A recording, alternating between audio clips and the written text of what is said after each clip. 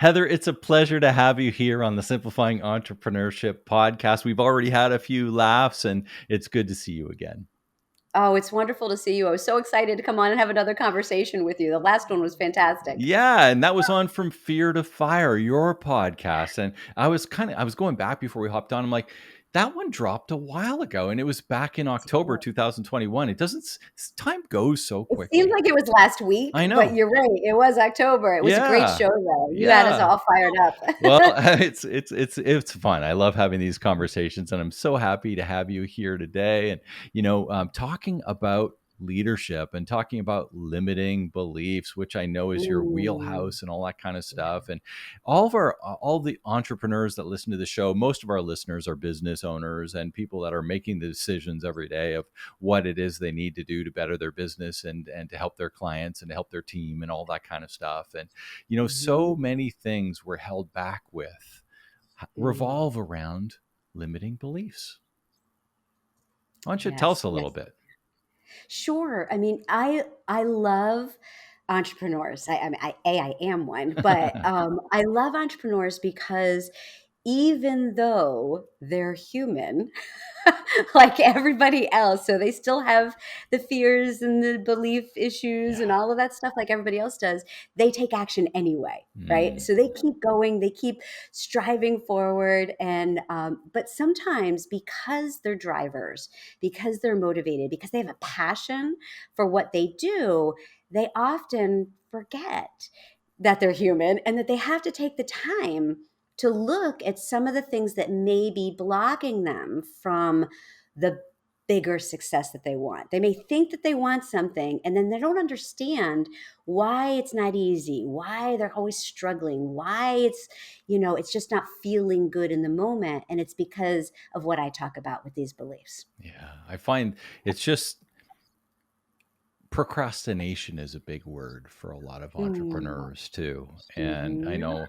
know, I find a lot of times that procrastination has a lot to do with these limiting beliefs as well around what you can do, what you think you can do, what all these feelings. It's like, okay, there's these are big overwhelming things in front of me. I'm going to procrastinate because maybe I either don't think I know how to do it or I don't know who can help me. Oh my goodness. Yes, you definitely hit the nail on the head there, Pete.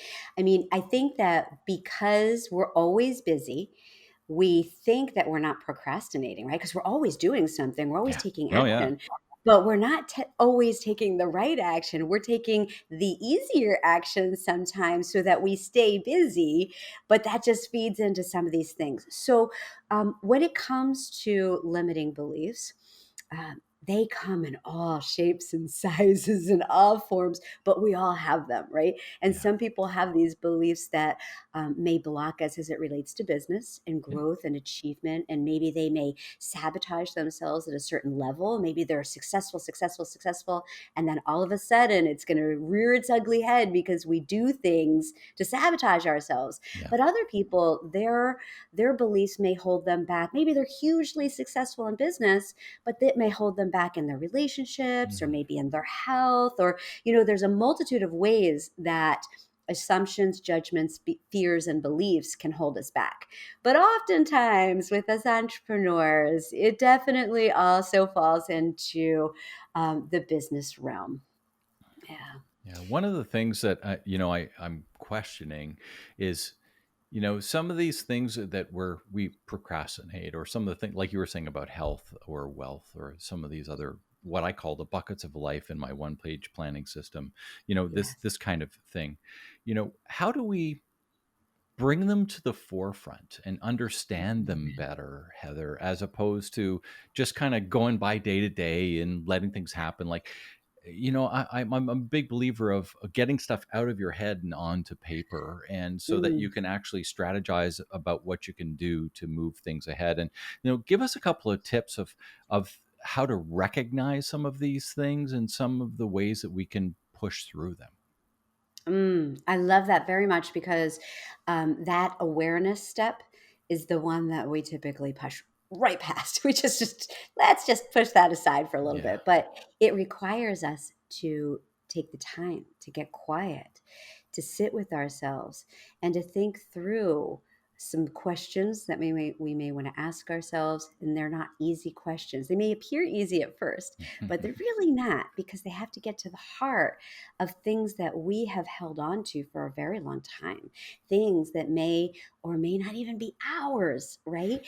And so, Yeah. I Yeah, don't know, like, that one hit home. It's right? like, Yeah, and that's where so many other bigger issues in the world yeah. stem from generational patterns that are Mm. passed down from one generation to another, and we just own it, we take it in, because the brain is actually trying to protect us. It's trying to make our lives easier. So it says, okay, well, what do we already know that can help us do this action, so we don't have to think so much? And so we just steal something from something we heard from our past, Yeah. right? Yeah. And we don't take the time to get quiet and ask ourselves, is this belief?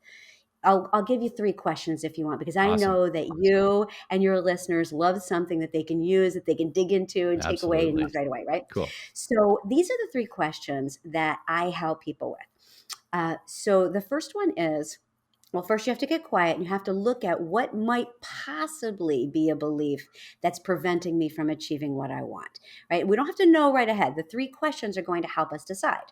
And the first one is it true? And I'm going to give you an example, because full disclosure, I had this one, right? So I had this belief that I was really attached to, that was, there aren't enough hours in the day, Yeah. right? There's just not enough hours in the day to do everything that I need to do. And so that belief caused me to behave in a certain way. I was always kind of behind. I was working hard and late, and I felt like I always had to be working more than everybody else, and a little bit of a frenetic energy, right? Mm. Well, when I asked, is it true? I thought, yes, this is true. Yeah. But it really wasn't, because everybody has the same number of hours in the day. And some people are very successful and other people are very stressed out. And if you shift it and you instead say, well, if we all have the same number of hours, maybe the question is, um, maybe it's how I'm prioritizing, what I'm choosing to take action on first or earliest in the day. And there's a lot of power in that. So then the second question is it mine? Right? Is this belief mine, or was it maybe given to me by a parent, a coach, a teacher, the media, peers? It could be from anywhere, right? And so my initial reaction to my belief was, yes, this is mine because I own it. I wear it like a comfortable sweater. But it really wasn't, because I grew up hearing over and over Yeah. again how hard you have to work in order to get anything in life. Mm. And I ingested that, right? And then the third question is it serving you? Right. And that one's the kicker, because I knew for a fact this belief wasn't serving me. And if you answer no to any of the 3 questions, you might want to let that belief go and create space for a more empowering belief. And you can shift it, you can just turn it right around. And instead of there aren't enough hours in the day to do everything that I want, you could instead make that there's plenty of time to do the most important things. Yeah. Yeah. I think that's So great. we have that Great power. advice. And, one of my coaches along the way, and I love him. He's a great marketer and interesting guy. His name's Dean Jackson. Mm. And I've taken some of his courses and different things. And Dean has a great saying around time. And at least this is who I heard it from. I'm not sure whether it's his saying, but it's, there are 24 hours in a day. You can't buy more and you can't use less. That's You can't perfect. buy more and you can't use less. So, everybody has the same amount of time. Yeah. It's how we It's use our it. most valuable resource. It's absolutely our most valuable Yeah. resource. And we're thinking we're striving toward money, but we're completely losing track of our time. Yeah. And how you choose to, how you prioritize to spend it, right? Mhm. With the relationships you were talking about with your, whether it's with your team or your loved ones or whatever the case, and to keep healthy and all these different things, such an important piece of running a successful business. It Important sure part is. of leading. Yes. I mean, and as our entrepreneurs are growing and we decide to take off some of the 22 hats that we wore in the beginning when we first started the business Yeah, and hand those hats off to someone else who is uniquely qualified to do them, there are choices associated with for that, sure. right? Who are we choosing to let into our circle? Yep. How are we choosing to delegate or not? Hmm. Well, how, and so there are choices all along the way. Yeah. And so the best thing that an entrepreneur can do who wants to grow is that awareness part that you started with, Pete. That, how do we become quiet and listen and become attuned to what's guiding us in our actions? Yeah. It will help as we grow and grow. Great, great. I love that. I loved our conversation here today, Heather. It's been wonderful. And I know you've got a couple of books and one that's relatively recent. And Yeah. I'd love you to let everybody who wants to learn a little bit more about what you do, about your new book, and everything about Heather Hansen O'Neill, just let them know how to get a hold of you. Sure, sure. Well, Heather Hansen O'Neill is easy because if you put that into anywhere, you're going to find me.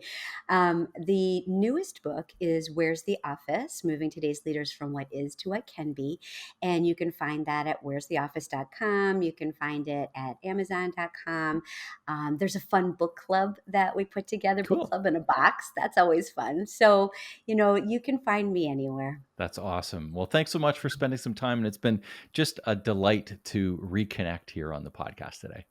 Thank you, Pete. I appreciate you. Make it a great day.